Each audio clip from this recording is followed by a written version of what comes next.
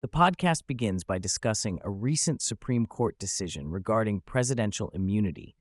Shapiro explains that the decision did not grant former President Trump blanket immunity from criminal prosecution, as some have claimed. Rather, the court ruled that presidents have absolute immunity for certain core official acts, presumptive immunity for other official acts that can potentially be overcome, and no immunity for unofficial acts. Shapiro breaks down the 5 categories of alleged crimes for which Trump is being charged.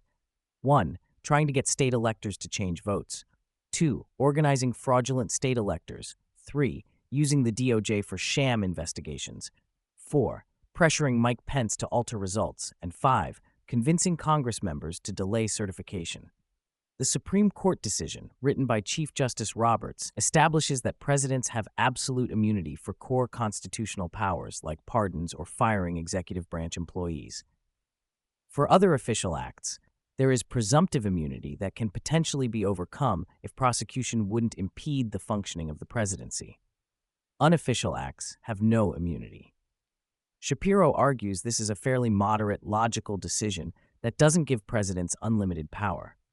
However, he claims many legal analysts and media figures are misrepresenting or lying about the ruling to stir up controversy. The podcast criticizes Justice Sotomayor's dissenting opinion as being wildly inaccurate and alarmist. Sotomayor claimed the decision gives former presidents immunity for any crimes committed in office and creates a law-free zone around the presidency. Shapiro argues this is clearly false based on the actual text of the majority opinion. He also criticizes Democratic politicians and media figures for echoing Sotomayor's mischaracterizations.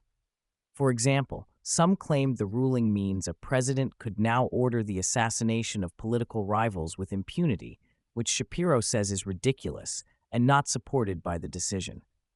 Shapiro argues Democrats are deliberately misrepresenting the ruling to create a new inflection point in the presidential race and revive Joe Biden's struggling campaign. By claiming Trump has been granted dangerous new powers, they hope to convince voters that only Biden can save democracy. The podcast then analyzes a speech Joe Biden gave in response to the Supreme Court decision.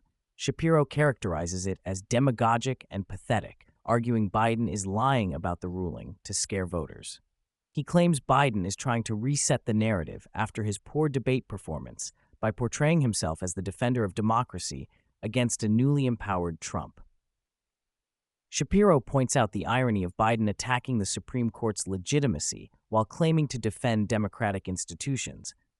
He argues Biden is undermining the court for political gain while hypocritically accusing his opponents of being anti-democratic. The podcast suggests Biden's team scheduled this speech to counter the negative impressions left by his debate performance. By having Biden speak for 4 minutes without taking questions, they hope to project an image of competence. However, Shapiro argues this strategy is unlikely to work given Biden's obvious cognitive decline. Shapiro outlines 4 main factions within the Democratic Party regarding Biden's candidacy. 1. The Biden family, who want to retain power and protect themselves. 2. Party insiders who know they can't replace Biden but pretend everything is fine. 3. Biden's aides who are leaking negative information to avoid blame for his decline. 4. Media figures who are now admitting Biden's issues after covering for him for years. The podcast cites reports of Biden's declining mental state and difficult behavior behind the scenes. It argues many Democrats privately want Biden to step down, but can't say so publicly. Shapiro suggests the party is in a state of panic, trying to figure out how to handle an incumbent president who is clearly struggling but refuses to exit the race. Shapiro dismisses the idea that Vice President Kamala Harris could successfully replace Biden as the nominee. He plays a clip of Harris speaking at an awards show, arguing she comes across as inauthentic and unpopular. The podcast suggests Harris's unpopularity is actually protecting Biden's position, as Democrats fear replacing him with an even weaker candidate. Shapiro discusses other potential replacements like Gretchen Whitmer, but argues it's likely too late for the party to make a change. He cites reports that the DNC is considering formally nominating Biden earlier than usual to quash talk of replacing him. The podcast criticizes media figures who are only now admitting Biden's cognitive issues after defending him for years. It plays a clip of journalist Carl Bernstein saying sources close to Biden have witnessed concerning incidents over the past year. Shapiro questions why Bernstein and others didn't report on this earlier if they knew about it.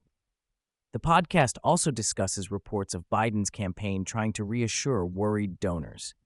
It cites a New York Times article describing a call where campaign officials downplayed concerns about Biden's debate performance and age. Shapiro argues this approach is unlikely to calm donors who are questioning their investment in Biden's campaign. Shapiro concludes that Democrats are in a difficult position with no easy way out. He argues they are stuck with an incumbent president who is clearly struggling but refuses to step aside. The podcast suggests all the controversy over the Supreme Court decision is ultimately a distraction from the core issue of Biden's fitness for office. Shapiro contends that Democrats are trying to manufacture a crisis around the court's ruling to energize their base and distract from Biden's shortcomings. However, he believes this strategy is unlikely to succeed given the obvious nature of Biden's decline. Overall, the podcast presents a highly critical view of Biden, his campaign, and the Democratic Party's handling of his candidacy. It argues that attempts to spin the Supreme Court decision or attack Trump cannot overcome the fundamental problem of having a cognitively impaired incumbent president seeking re-election.